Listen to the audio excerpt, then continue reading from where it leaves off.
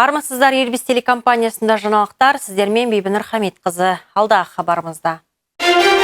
Аймағымызда коронавирустың анағұрлым жұқпалы үнді штаммы әзірге анықталмаған. Бүгін бірқатар нысандарға жұмыс істеуге рұқсат берді. Тізім соңында павлодарлық шенеуніктердің кесірінен пәтер ала алмай жүргенін мәлімдеді. В 2012 году меня убедили в том, что мне необходимо поменять категорию, так как у меня родилась дочь, и включить ее в состав семьи и стать по категории неполная семья. Әбден шегіне жетті. Ткачев көшесіндегі көп қабатты үйдің тұрғындары үнемі суық сусыз отырады екен.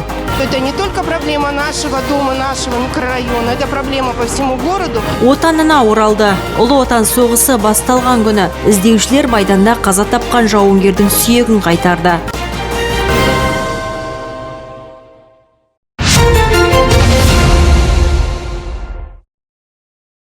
Победителем номинации «Лучший региональный телеканал» является Ирбис ТВ, город Павлодар.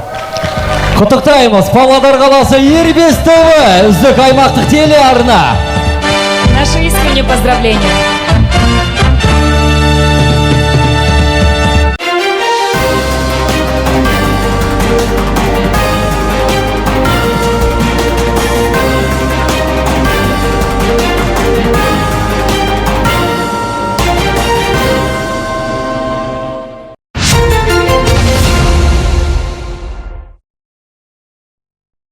Жүргізушілерге киім ұсынған Касабланка әйелдер киімдерінің бутигі. Павлодар облысында карантин талаптары жеңілдетілді. Бұл негізінен әлеуметтік нысандарға қатысты. Естеріңізге сала кетсек, қазір біздің өңір коронавирус індетінің таралуы бойынша жасыл аймақта. Жаңа қаулы бүгіннен күшіне енбек.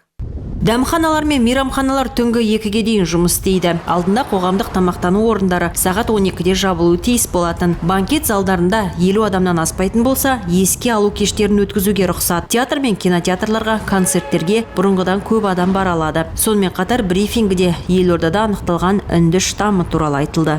Что касается индийского штамма, уже в Астане. Үнді штамы бізде әзірге тіркелген жоқ. Дегенмен де Нұр-Сұлтан қаласында анықталып отыр. Бұл штам өкінішке орай бірнеше есе күшті әрі жұқпалы. Жұққан соң өршу кезеңі бір аптаға дейін. Мұны жұқтырған адам ауруханадан бірақ шығуы ықтимал. Бас санитарлық дәрігер карантин талаптары жеңілдетілгеніне қарамастан сақтық шаралары қатаң сақталу керек деді. Айта кетсек, боулинг, бильярд залдары ашылады. Жабық балалар аттракциондарында да ойнауға рұқсат. Ондағы келушілердің жалпы саны 30%-тен аспауы тиіс. Ал балабақшалардағы кезекші топтарды алып тастайды. Яғни бала санына шектеу жоқ. Қаулы маусымның 22-сінен күшіне енеді. Бибінұр Хамитқызы, Серік Қонақбаев, Ирбис телекомпаниясы.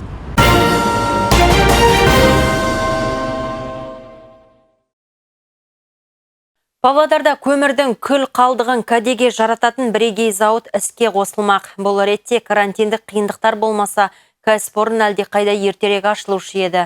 Жалпы арнайы экономикалық аймақ мүшелері эпид жағдайға байланысты қандай тосқауылдарға кез болды? Бизнес жаңалықтарында тарқатамыз.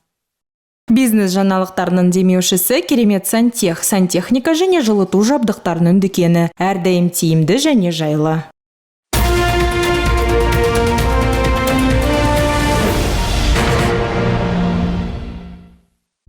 Өңірімізде өндірілетін көмірдің қоры ондаған миллиард тоннаға жетері белгілі, және үлкен бөлігі күлге айналатындықтан оны шикізат ретінде іске жарату аса өзекті еді. Сол себепті Павлодарда көмір электр станцияларының қалдықтарынан микросфера өндіретін зауыт тұрғызылып, жақын арада оның ресми ашылуы жоспарлануда. Жоба құны 2,3 миллиард теңге, қаражат толықтай жеке инвестиция тарапынан. Күлдің жеңіл фракциясы келеді. Сол жеңіл фракциясын біз осы жерде кептіріп, фракцияларға бөліп, МКР-ларға салып, экспортқа жібереміз. Ол бірінші этап проекттің. Екінші этапында екінші технологиялық линия салынатын болады. Сол линияда уже дайын сместар дайындалатын болады. Ол күл, жеңіл фракциясы, микросфера деп аталатын, он цемент, химия. Сол сместар нефтесервис саласында пайдаланылады, бетондарды жеңілту үшін. Кәсіпорын елімізде баламасы жоқ ақ түсті күл, былайша айтқанда элиталы микросфера шығаруды қолға алмақ. Тесттік жұмыстың өзінде 400 тонна өнім шығарып, Германияға экспортқа дайындап қойған. Карантиндік шараларға байланысты шеф-монтаж кезінде шетелдік мамандарды шақырту және сэндвич панельді жеткізу бойынша қиындықтарға тап болған екен. Пандемия салдары экономикалық аймақтағы өзге кәсіпорындарына да сезілді. Не были приглашены вовремя. Іске қосумен жөндеу кезінде шетелдік мамандарды шақырта алмадық. Сәйкесінше кәсіпорындарды ашу кейінге қалдырылып, техникалық тексеріске көшуге мәжбүр болдық. Қытайға теміржол жабық болғандықтан арнайы экономикалық аймақ мүшелері өнімдерін шығара алмай, экспорт көрсеткіштері төмендеген еді. Айту керек, Павлодар арнайы экономикалық аймағында қазір 13 кәсіпорын жұмыс істеп тұр. 1200 гектар жердің 650-ге жуығы жаңа инвесторларды қажетсінеді.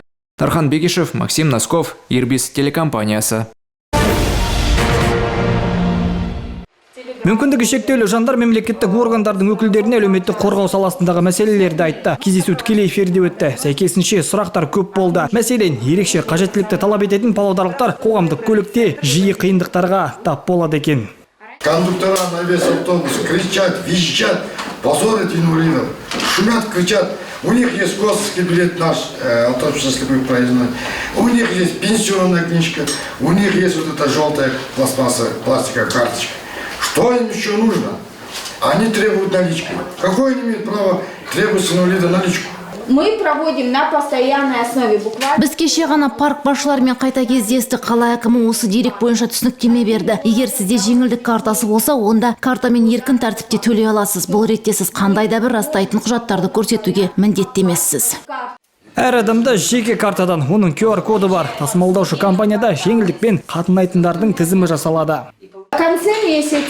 Айдың соңында тасымалдауды ұйымдастыратын компания бұл. Нөмір 1 автопарк немесе басқа тасымалдаушы ұйым болса, олар бізге тұрғын үй коммуналдық шаруашылығы бөліміне осыншалықты жолаушы жеңілдікпен жүрді деген шотты көрсетеді, ал біз оны субсидиялаймыз. Бұл ретте ертіп жүрушілер жолақыны толық көлемде төлейді. Айта кетейін, кездесуде әркім өзін толғандырған сұрақтарын қоя алды. Бекбол Мырзахан, Азамат Айтқалин, Валерий Павлов, Ирбис телекомпаниясы.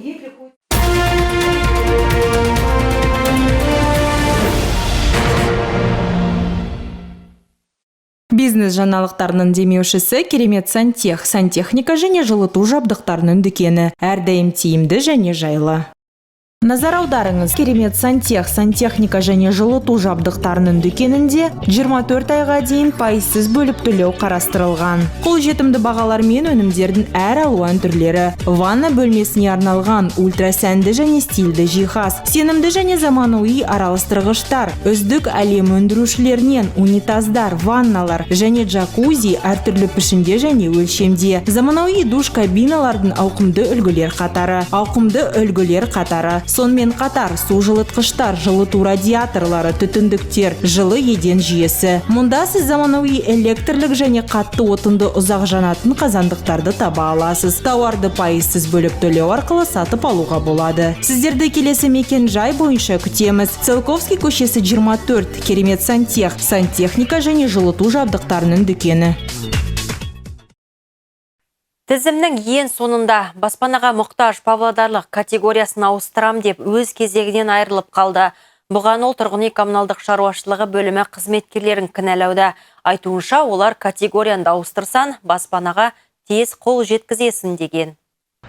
Анастасия Лунга 2008 жылы жетім ретінде пәтер кезегіне тұрған. Ал 4 жылдан соң бұл мәртебесін толық емес отбасы категориясына ауыстырады. Алайда ол тізімнің соңғы жағына түсіп қалған. В 2012 году меня... Тұрғын үй коммуналдық шаруашылығы бөлімінің қызметкерлері 2012 жылы маған жетім санатынан толық емес отбасы категориясына ауысу керек. Себебі қызың бар, оны да отбасы құрамына қосқан жөн дедім. Осылай жасасаң пәтерді тез аласың деген. Ал 2019 жылы Анастасия өзінің жетім деген категориясына қайта оралған. Енді жаңа тізім бойынша қашан пәтерге қол жеткізетіні белгісіз. Қыз бұған тұрғын үй коммуналдық шаруашылығы бөлімі қызметкерлерін кінәлауда. Айтуынша 10 жылдан астам кезекте тұрғанымен қоймай, тағы осынша күтуге тура келеді. Согласно закону, не предусмотрено. Заңға сәйкес баспана кезегінде тұрған адам өз өтініші бойынша категориясына ауыстырса, қайтадан артқа өз кезегіне қайтару қарастырылмаған. Ол өтінішті өз жазды. Сол себепті Павлодар қаласының тұрғын үй комиссиясының шешімімен оның өтініші қанағаттандырылды. Анастасия Лунга тұрғын үй коммуналдық шаруашылығы бөлімі қызметкерлері мені кезегім өзгеретін туралы ескертпеді деген себеппен сотқа жүгінген. Алайда іс оның пайдасына шешілмеді. Бибінұр Хамидқызы, Серік Қонақбаев, Ирбис телекомпаниясы. Павлодарда трамвай рельстен шығып кетті. Оның бейнесі мен суреттері әлеуметтік желіге тез тараған. Ал Омбы Майқапшығай тас жолында КамАЗбен бетпе-бет соғылған жеңіл көлік жүргізушісі мерт болды.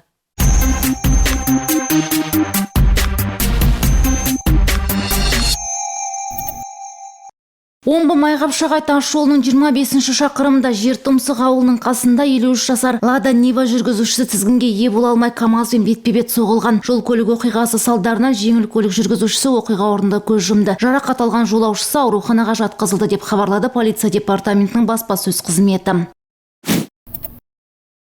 Ал рельстен шығып кетіп бағанаға соғылған трамвайдың бейнесі мен суреттері бүкіл парақшаларды дүр сілкіндірді. Көлік Назарбаев даңғылы мен Ломов көшесі қиылысында көлденең тұрып қалған. Павлодар қалалық трамвай басқармасы оқиға жүргізушінің қателігінен болған мәлім етті. Ол жолдың бағытын өзгерту кезінде темірді соңына дейін бұрмаған, нәтижесінде вагон қиғаш кеткен деді басқармада.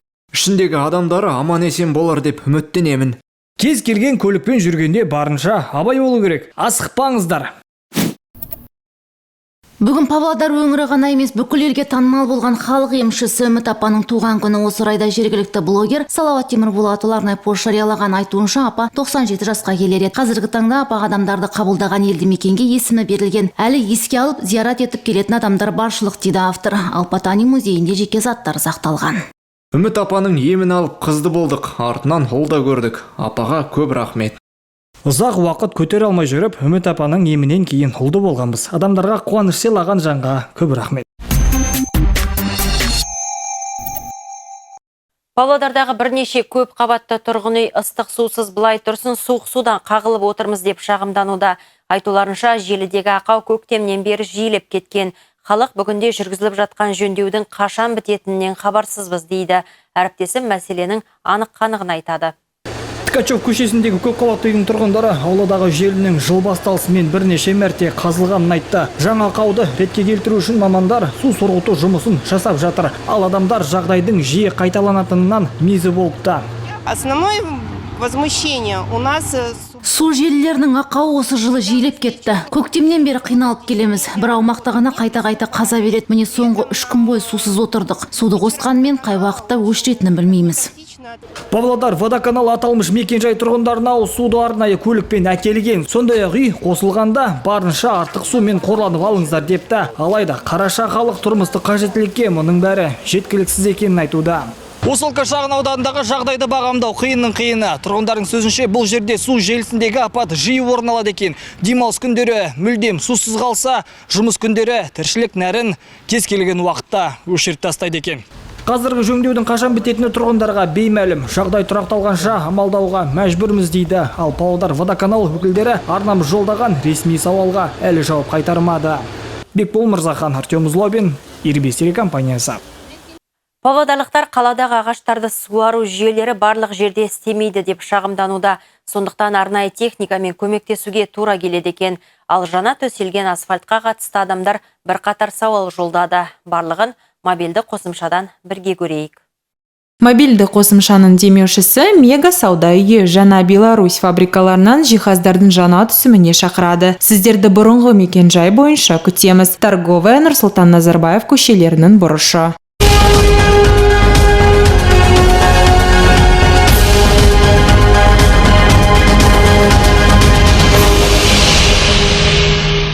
Сегодня произведена была укладка асфальта по новым технологиям. Отсутствие бордюров.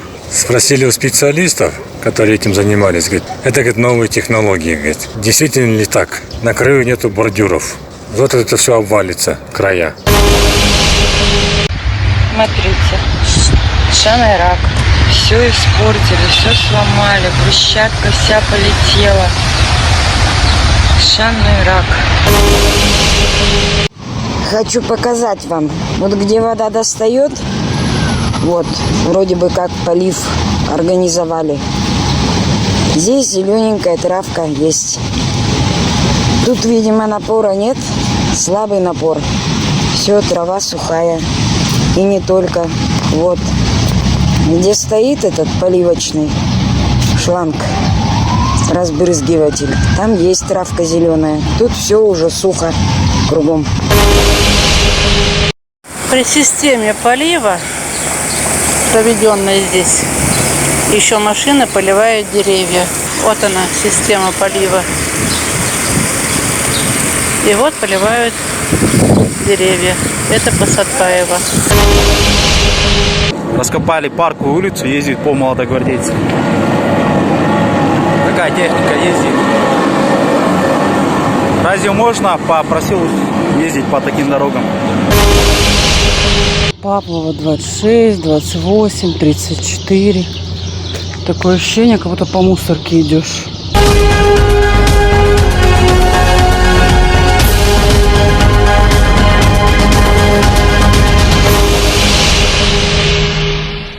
Мобильді қосымшаның демеушісі Мега сауда үйі жаңа Беларусь фабрикаларынан жиһаздардың жаңа түсіміне шақырады. Сіздерді бұрынғы мекен-жай бойынша күтеміз. Торговая Нұрсұлтан Назарбаев көшелерінің бұрышы. Мега белгілі жиһаз гипермаркеті Ресей және Беларусь фабрикаларынан жиһаздардың жаңа түсіміне шақырады. Назар аударыңыз, барлық сұрыпталымға 20%-дан бастап жеңілдіктер қарастырылған. Жатын бөлме гарнитураларының керемет таңдауы, қонақжай бөлмелері, балалар бөлмелеріне арналған жинақтамалар мен жұмсақ жиһаз. Мега сауда үйі жиһаз индустриясындағы жаңашылдықтарды мұқият қадағалап, сондықтан әр айда сұрыпталым жаңа ұсыныстармен толықтырылады. Сіздердің ыңғайыңызға сай 11 айға пайызсыз бөліп төлеу қарастырылған және икемді жеңілдіктер жүйесі бар. Мега сауда үйі Торговая Нұрсұлтан Назарбаев көшелерінің бұрышы. Телефоны 33 40 01. Қамзин көшесіндегі асфальтты қалпына келтіру жұмыстары жалғасуда. Бұл ретте тұрғындар көлік қозғалысына кедергі құдықтарға шағымданып отыр. Бұған әкімдіктегілер олар жұмыс барысында асфальтпен тегістеледі деп жауап қатты. Қазправдадан Ладожскаяға дейінгі Қамзин көшесіндегі асфальтты қалпына келтіру мамыр айында басталды. Бүгін мұнда жұмыстарды жалғастыруға жауын-шашын кедергі келтіруде. Асфальт толығымен салынған соң шығып тұрған құдықтардың да мәселесі шешіледі дейді әкімдіктегілер. На сегодняшний день подрядчиком проведены работы по укладке первого. Қазіргі таңда мердігер асфальт бетон жабынның бірінші қабатын салу жұмыстарын аяқтады. Екінші қабатын төсеу жұмыстары әлі де жалғасуда. Барлығы аяқталған соң Қамзин көшесіндегі жылу камералары құдықтардың деңгейін жолмен теңестіреді. Жұмыстарды маусымның 25-не дейін аяқтауды жоспарлауда. Дегенмен барлығы ауа райына байланысты дейді әкімдіктегілер. Сондықтан тұрғындардан түсіністікпен қарауды сұрайды. Дархан Бекешев, Арнагүл Исабекова, Серік Қонақбаев, Ирбис телекомпаниясы.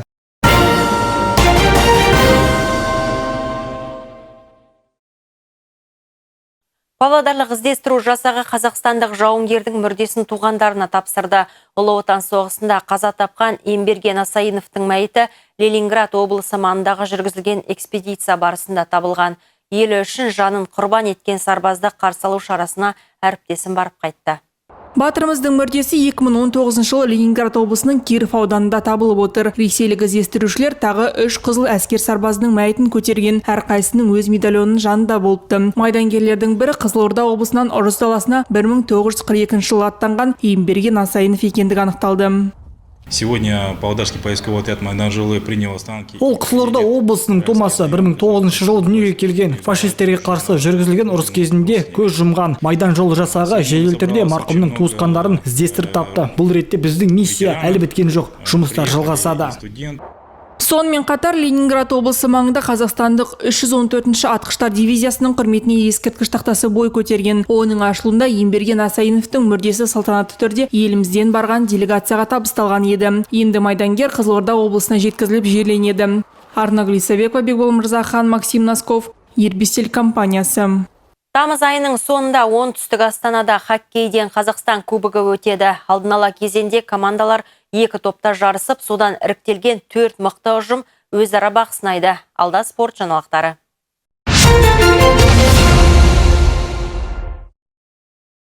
Телеарналар аз ба? Суреттің сапасы нашар ма? Интернеттің жылдамдығы төмен бе? Сүйікті веб-сайттарыңыз жүктелмей ме? Alma TV бұл проблеманы шешіп береді. Optima тиімді тарифын айына бар болғаны 3700 теңгеге іске қосыңыз. Ең үздік 85 цифрлық телеарна. Интернеттің жылдамдығы секундына 50 мегабитке дейін. Alma TV мен тиімді. Толығырақ ақпаратты 8705 925 0533 телефон арқылы байланыс орталығынан білуге болады.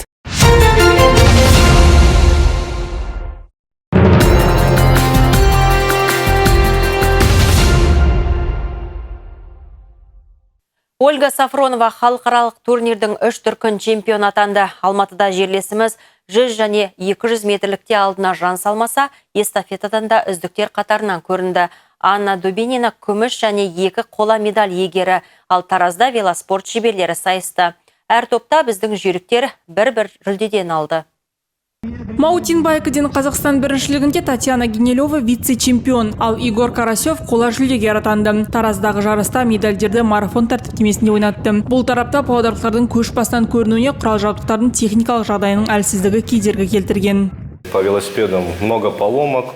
Велосипедтер көп бұзылды, техникалық жағынан ақсап тұрмыз. Шамиль Гафаров бірінші орын алады деп үміттенген едік. Алайда қиын жарысқа түсіп жолы болмады. Игорь Карасев ерлер арасынан 3-ші орынға қол жеткізді. Олар әлемдік деңгейде жоғары көрсеткішпен келе жатыр. Шакир Адиловпен бақталаса білді. Можно с мужиками побороться. Әрине, ер адамдар арасында үздіктер қатарынан ілінуге тырысып көруге болушы еді. 60 км қашықтықта жарыс ортасында тағы бір шеңбер қосып, біз аздап шатасып қалдық. Жиырма мықтының ішінде біздің тағы бір велошабандозымыз мәреге жетті. Алтынбек Аханов көшбасшы тобында жүріп, алайда мәреге бірнеше шақырым қалған кезде доңғалағы сынып қалды. Айта кететіні, Аханов пен Карасев штатты команда тізіміне енген. Павлодарлықтар жас болғанымен ұлттық құрамада оқу-жаттығу жиындарын өткізген. Мы подготавливались к текущему. Біз ағымдағы маусымға дайындалдық, себебі кіші топтан ересекке ауыстық, сондықтан қазір жеңіл болу үшін үлкендермен жұмыс жасадық. Қазір Қазақстанда жастар тобы жоқ, сондықтан 30 жастағы ерлермен жарысамыз. Мен үшін бұл қиын. Павлодарлық велошабандоздар жабдықтарын ауыстырып Петропавлға аттанды. Ұлттық старт күнтізбесінде бірден 3 турнир, жастар ойыны мен 2 чемпионат. Ересектер арасында біздің Рената Сұлтанова алтын мен қола медаль иеленіп үлгерді. Павлодарлық жұлдыз футбол орталығының 2008 жылғы балалар командасы Қазақстан чемпионатының 3-ші турында 4 матч өткізіп, барлық ойындарда жеңіске жетті. Айта кету керек, жарыстың аталмыш кезеңі Павлодар қаласында ұйымдастырылды. Футбол орталықтары мен академиялар тәрбиеленушілер арасындағы Қазақстан чемпионатының 3-ші тур ойындары Жұлдыз стадионында болған еді. Өз алаңында өнер көрсеткен Жұлдыз 2008 командасы тобылмен жетісуді жеңген соң Каспий мен Ақжайықпен бақ сынасты. Ақтаулықтарды 4-0 нәтижесімен тізе бүктірсе, оралдықтарға қарсы өткен соңғы матчта жерлестеріміз 7-0 есебімен жеңіске жетті. Осылайша Рахман Асуханов пен Сергей Беспалов шәкірттері ел біріншілігінің кестесінде 3-ші орындарын сақтап қалды. Екінші тұрған Астана командасы да Павлодардағы 4 ойындарының барлығында жеңіске жеткен еді. Дети играют в хороший комбинация. Балалар әдемі комбинациялық ойын өрнегін көрсетуде. Әсіресе Павлодарлық Жұлдыз бен Астана командасын атап өткім келеді. Допта алысқа теппей, шағын және орташа пас беріп ойнайды. 2008 жылғы балалар арасында кесте көшбасшылары Қайрат академиясы. Павлодарлық жас аяқ допшылар әзірге бас жүлдеге күрес жүргізуде. Командамыздың ойыншысы Гапур Миржоев болса, 18 гол соғып чемпионаттың үздік сұрмергендерінің қатарында. Павлодарлық таэквондошылар елордада өткен юниорлар арасындағы Қазақстан чемпионатынан оралды. Жерлестеріміздің еншісінде 16 жүлделі орын бар. Нұрсұлтан қаласында өткен юниорлар арасындағы таэквондодан ел біріншілігіне Павлодар облысынан 33 жас спортшы аттанып, өңір құрамасы 14 ұжым арасынан 6-шы командалық орынға қол жеткізді. Жалпы 16 медальдің 3-ші орын алғандардың қатарында кішкентай арулар да бар. Маған өте қиын болды, себебі менің соперникаларым өте бойы үлкен болды. Мен бірінші бойда ұтылып қалдым. Бірақ мен алдым 3-ші орын. Жалпы чемпионатқа 6 мен 11 жас аралығындағы 600 спортшы қатысты. Солардың арасынан суырылып шығудың өзі үлкен жетістік дейді бапкерлер. Біз үшін үлкен нәтиже, себебі өткен жылы бірде-бір жарысқа қатысқан жоқпыз. Балаларға қиын болды. Кейбірі чемпионатты өмірінде бірінші рет көріп отыр. Соған қарамастан балалар мінез көрсетіп, жақсы күресе алды. Павлодар облысы құрамасында Егор Шаптыфрац 3-ші рет Қазақстан чемпионы атанды. Сонымен қатар Валерия Капля мен Айша Шукуева алтынға қол жеткізді. Ал Инсар Оспанов, Амина Еркін және Жұмабекова Аянат күміс жүлдегер атанды. Спорт туралы бүгінге осы, барлық өзекті жаңалықтарды erbistv.kz сайтынан тамашалай аласыздар.